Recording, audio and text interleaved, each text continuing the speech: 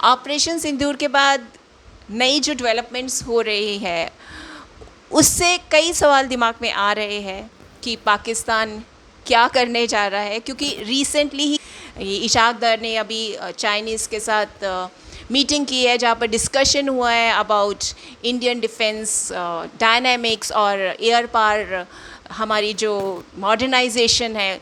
और चाइना ने तारीफ़ की है पाकिस्तान की कि उन्होंने कितनी अच्छी एयर परफॉर्मेंस दिखाई है, और एज अ सिंबॉलिक जेस्चर उसके बदले चाइना उनको J-35A फाइटर जेट्स दे रहा है।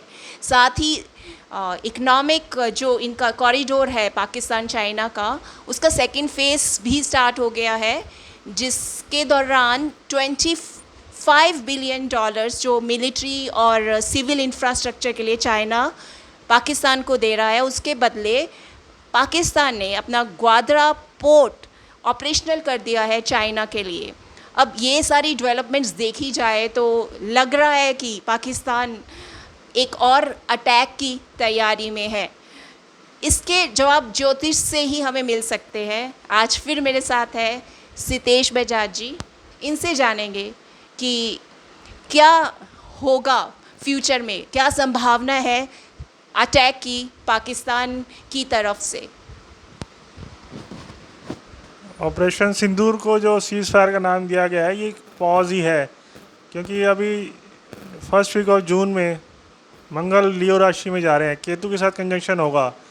ये साइन है फायर यार। और इसके बाद मुझे लग रहा है पाकिस्तान फिर कोई हिमाकत करेगा। तो 7 जून से लेकर 13 जुलाई तक मुझे लग रहा है ये पाकिस्तान फिर हमारे सिविलियंस पे अटैक कर सकता है। हो सकता है जो अमरनाथ यात्रा अब चालू हो रही है वहाँ कोई डिस्टर्बेंस पैदा करे, और उसके बाद फिर झड़प एक इंडिया पाकिस्तान में हम देख सकते हैं, क्योंकि 13 जुलाई के बाद शनि वक्री हो रहे हैं और मंगल की दृष्टि में आ जाएंगे। तो इसके बाद चांसेस बिगड़ते ही जाएंगे, और ये सिलसिला अभी कुछ महीने चलेगा, ऑन एंड ऑफ चलता ही रहेगा। जैसे कि हम देखने में आ रहा है अभी कि चाइना जो है पाकिस्तान के साथ है, और चाइना के रिलेशंस नेपाल बांग्लादेश से इम्प्रूव हो रहे हैं, इंडिया के बीच में थोड़े से बिगड़ गए थे। तो क्या ये जो नेबर कंट्रीज़ है वो इंडिया का साथ देगी या फिर चाइना का साथ देगी?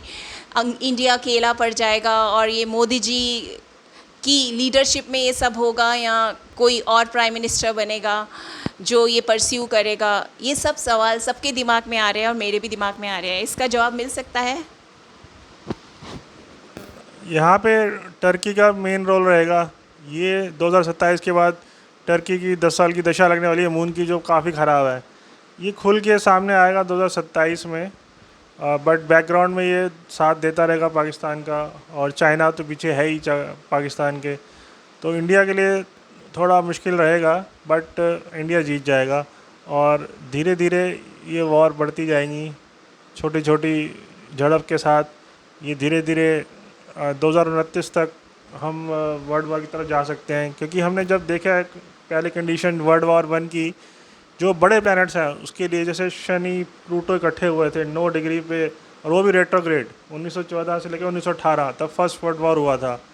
ऐसे ही मैंने देखा है सेकेंड वर्ल्ड वॉर के टाइम। आपको कंडीशन में बताता हूँ प्लैनेट्स की, हम बड़े प्लैनेट्स ही देखते हैं उसके लिए। तो सेकेंड वर्ल्ड वॉर हुई थी 39 और 45 के बीच में। तो 16 अगस्त को शनि केतु राहु ये रेट्रोग्रेड हो गए थे एरीज राशि में, और 1945 तक ये रेट्रोग्रेड कंडीशन में रहे थे।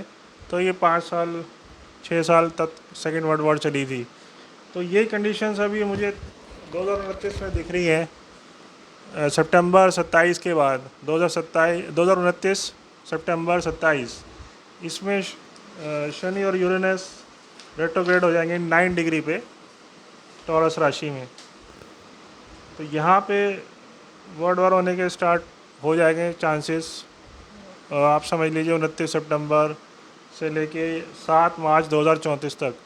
तो ये 5-6 साल ये भी बहुत डिफ़िकल्ट रहेंगे, पर एंड में इंडिया जीतेगा और विश्व गुरु बन के नंबर 1 पे आएगा।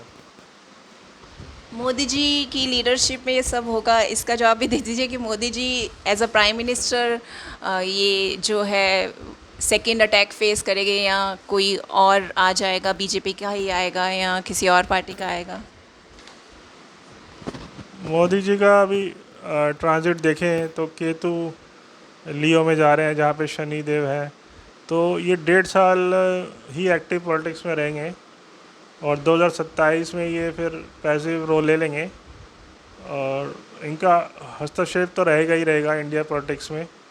ये मुझे लग रहा है प्रेसिडेंट बन जाएंगे 27 के बाद और धीरे धीरे ये 10 साल तक अपना रोल प्रेसिडेंट के तरफ निभाएंगे और एंड में ये फादर ऑफ न्यू इंडिया कहलाएंगे, राष्ट्रपिता की उपाधि इनको मिलेगी।